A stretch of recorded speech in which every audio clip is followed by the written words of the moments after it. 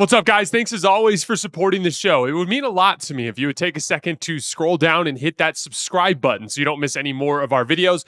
Also, make sure you follow us all over social media so you don't miss any of our content or show announcements. Stock rising, the Golden State Warriors. But Jason, they just lost to the Clippers. Steph got hurt. Andrew Wiggins and D'Anthony Melton both having back issues. How could you be higher on them than you were to start the season? Well, for starters, the MRI is back on Steph, and it appears to be super mild. It looks like he's going to be reevaluated on Friday, so I doubt they lose him for more than a week or so, right? So not too worried about Steph. The injuries to D'Anthony Melton and Andrew Wiggins both appear to be somewhat mild as well, so I'm not super concerned there. But the main thing is the depth has bared out in a way that shows the Warriors have a much higher floor than all of us anticipated going into the season, which makes them more well-positioned to be aggressive than they were last year.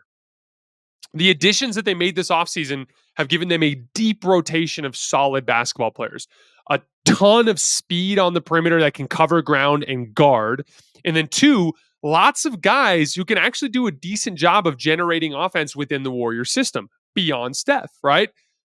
We talked about Buddy Hield a lot. He's been an absolute shoe-in fit. He had a really nice first half against Clippers, struggled a little bit in the second half. But like Buddy Hield's had a pretty good start, a really good start to this season.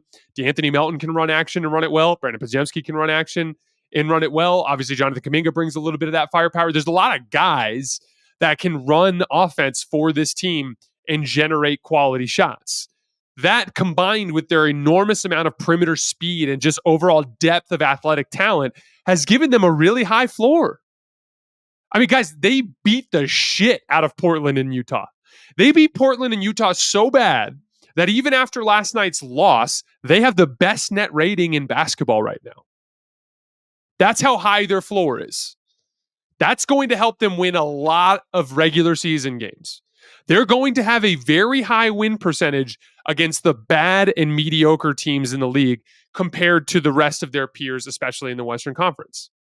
That will help them stay afloat in the standings. Now, they still have their top-end talent limitations. Steph has been okay to start the year, but he hasn't produced like a superstar yet. Like, he hasn't had a game with over 20 points in a single game yet. But although I thought he looked fine, like I was watching the Clippers game this morning. In that middle portion of the Clippers game, he went on a flurry where when the Clippers took their first double-digit lead, he went on a flurry where he kind of erased it, where it's like, oh yeah, like Steph is still that guy. You know what I mean? Like it's in there, but then he got hurt, obviously, and that kind of disrupted that momentum from really lasting. But beyond Steph is the issue. Beyond Steph, they have no star-level firepower. Other teams in the West just have more. Let's just look at a real basic level. Who are the second and third options on these Western Conference teams? For the Lakers, it's Austin Reeves and LeBron James. Pretty damn good second and third options. For the Suns, Devin Booker and Bradley Beal. Pretty damn good second and third options. For the Nuggets, Jamal Murray and Michael Porter Jr. They're not even playing well right now, but those are pretty solid second and third options, right? Oklahoma City, Jalen Williams and Chet Holmgren. Memphis, Desmond Bane, Jaren Jackson Jr. Minnesota, Julius Randle and Mike Conley. The Mavs, Kyrie Irving and Klay Thompson. The Kings, DeMar DeRozan and Malik Monk. The Pelicans, DeJounte Murray and Andrew Wiggins. For the Warriors, it's Buddy Hield and Andrew Wiggins. Like that, it's not even close in terms of firepower off the top star compared to the rest of the teams in the West. So that's what's exciting, is like you've got a ton of depth. You've got like 12, 13 guys that are legitimate NBA rotation players. You've got a perfect dude at the top. And you're really good at defense, and you're really well coached, and you just have a super high floor.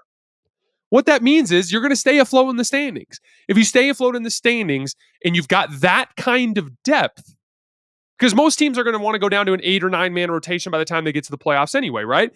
You can afford to make a consolidation trade.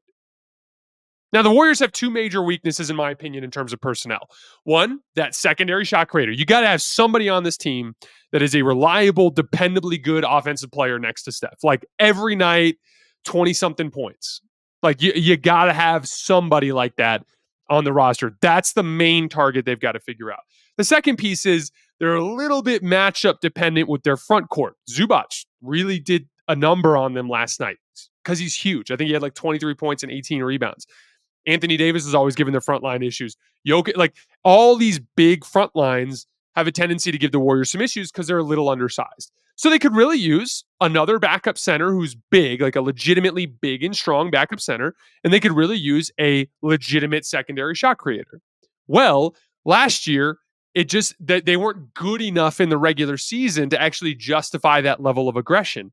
If they continue to stay afloat in the regular season with this machine that they've got running, and this is where, like, in the depth piece, what brings in the depth is you bring in three really good rotation players at discounts this summer.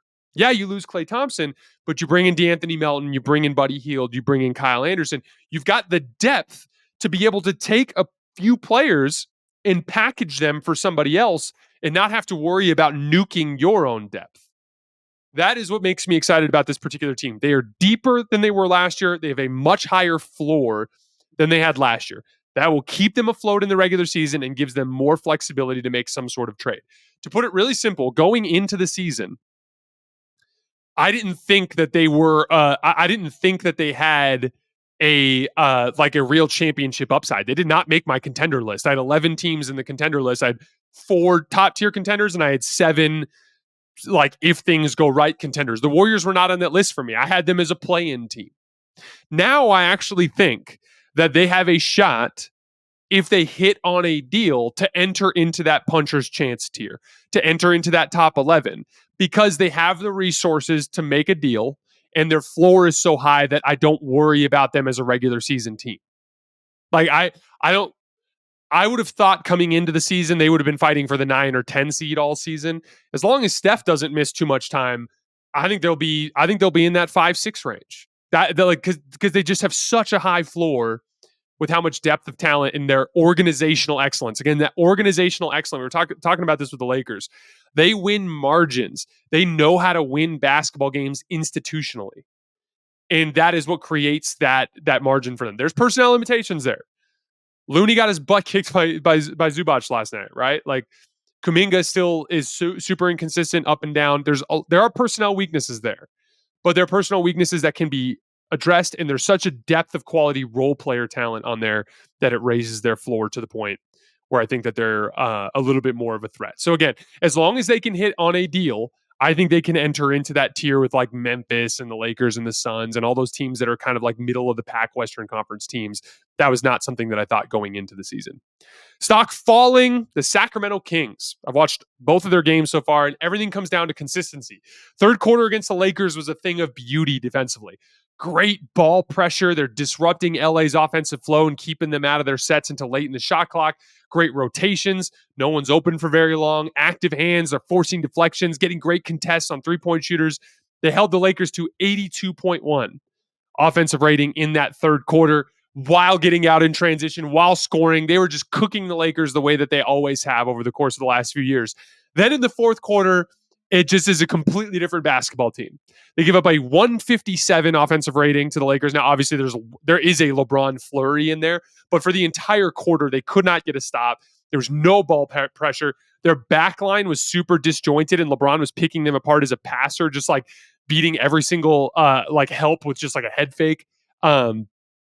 The same exact thing happened in Minnesota too. Like they defended well, they take a lead, they let their foot off the gas, Minnesota get back into it. They take a lead, Minnesota get back into it. They take a lead, Minnesota get back into it. Then all of a sudden you're in a crunch time game and Anthony Edwards hits a jump shot, draws a foul, and you lose. And like that's the thing. It's like I've never seen a team like this where like when they're good, they look so good. But then they can look like legitimately like basement of the Western Conference bad at other times. It's a really bizarre kind of feeling around this team. But again, only 2 games. Want to give it some time. You're also fitting in a new piece. The only other thing that really stood out to me is they're very small. Like Julius Randle just had a size mismatch, basically regardless of who was guarding him in that first game of the season. That is a legitimate personnel weakness. They are very, very small on the perimeter compared to their peers in the conference.